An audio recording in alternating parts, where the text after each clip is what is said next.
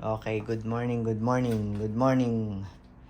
Meron ulit tayong unit for shipping. So, shout out kay Sir Jeffrey or Jeffrey ang spelling niya. Jeffrey Manalo ng Antipolo City, Rizal.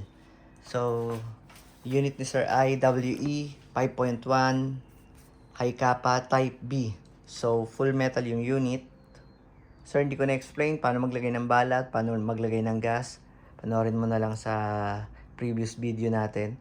So, meron siyang full metal yung unit, no? Tapos meron siyang fiber optic sight sa front, tapos adjustable rear sight for windage and elevation. Tapos ambidextrous yung manual safety. Tapos meron siyang beaver tail safety. So, full metal siya. Metal yung slide, metal yung lower frame, tapos split slide siya. So, pag kinakasa mo siya, lahati lang yung naiiwan yung compensator niya. So, very good, no? May compensator siya para fix yung unahan ng barrel natin. Anyway, test natin yung unit ni Sir. So, I'm using 0.20 grams na Lancer Tactical sa BBs. Tapos, 12 kg na FAF Dyno gas. So, test fire natin yung unit ni Sir.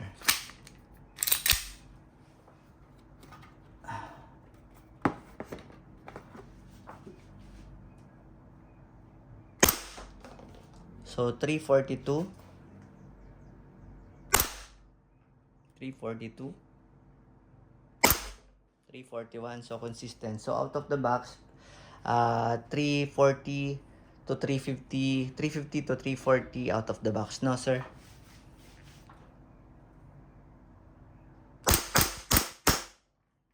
So, nag-open slide. Release ang magazine. Ba natin to. Thank you. Maraming salamat, Sir Jeffrey or Jeffrey Manalo ng Antipolo.